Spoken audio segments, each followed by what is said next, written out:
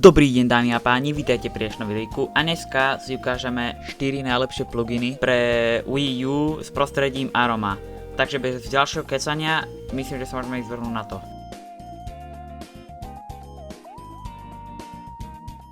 Takže ako prvý plugin, tu máme Screenshot plugin. Tento plugin vám umožňuje robiť screenshoty priamo na vašu SD kartu. Tu, ako si môžete všimnúť, si viete zmeniť hociaké nastavenia, či ho chcete mať zapnutý, akým tlačítkom spravíte screenshot alebo kombináciou, ktorú obrazovku chcete zaznamenať, či iba telku, iba gamepad alebo obe.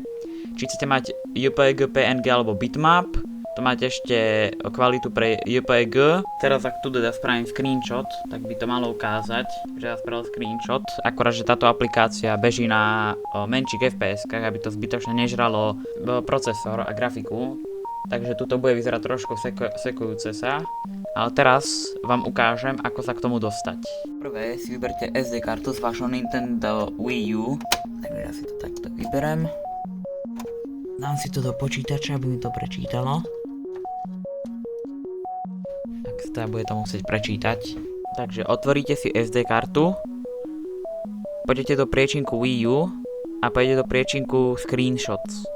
Tu sa vám zobrazí, že z čoho všetkého, z jakých všetkých aplikácií a hier ste si spravili screenshot. Tak ja teda pojem do Health and Safety tohto priečinku a tu z neviem akého dôvodu sa nachádzajú screenshoty presne pre ten Homebrew App Store.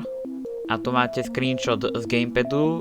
Tu ako vidíte v mene toho súboru je DRC. A potom tu máte aj screenshot z televízora. A podľa hry to môže byť 1080p alebo 720p.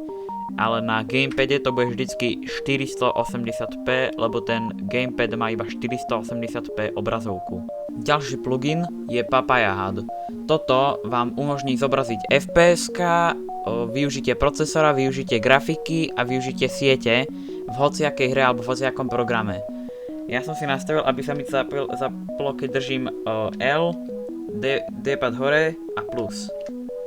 Takto sa to krásne zapne. Teraz keď zapnem plugin menu, tak tu keď pôjdem do Papaya HUD, tak tu si mám nastaviť, či to mám zapnuté, ako to zobrazím, viem si to aj zapnúť hodiny, tu mám FPS-ka, využitie grafiky a či to chcem mať v percentách alebo v takom akéby štvorci, využitie procesora, tiež či to chcem mať v percentách alebo v tom štvorci, rýchlosť internetu, rýchlosť pamäte, ako rýchlo stláčam tlačítka, farbu textu a farbu pozadia a ešte tu mám interval, ako rýchlo sa updateujú tie informácie alebo teda refreshujú. Ja to mám nastavené na 1 sekundu. Tretí plugin, čo tu mám, je Inkey od Pretendo Network. Tento plugin vlastne vám umožní sa pripojiť na Pretendo servery, takže môžete hrať hry, ktoré už sú na tých Pretendo serveroch online s inými hráčmi alebo s priateľmi. Pretendo je vlastne open source náhrada pre Nintendo servery pre konzoly zo série 3DS a Wii U. Takže tu fungujú veci ako napríklad Miiverse.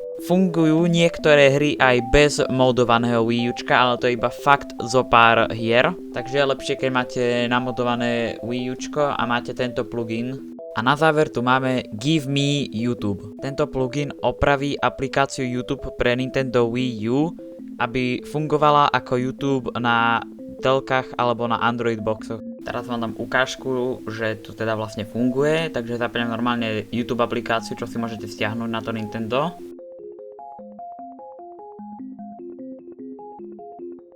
A vlastne ono sa to zapne na gamepade, ten YouTube, takže takto ako vidíte. Tu už som aj prihlásený na môj účet a viete si tu takto navoliť hociaké video. Dajme to napríklad Some Ordinary Gamers. Dotyk na tomto ale nefunguje bohužiaľ. Takže stlačím takto Ačko. A vlastne tu ako keby na obraze telky je vidno iba to video, žiadne UI elementy. Čisto iba video stream. Tam je vidno.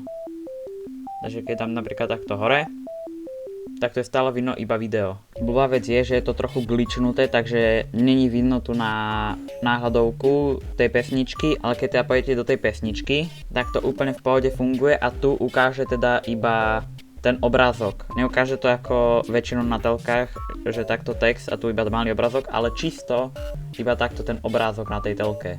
Čo je celkom podľa mňa cool a funguje tam 1080p z toho, čo si pamätám. Tu si teda viem nastaviť 1080p kvalitu.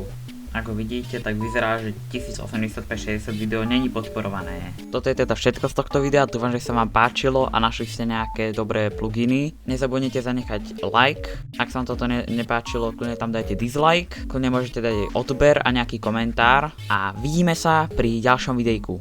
Dovidenia.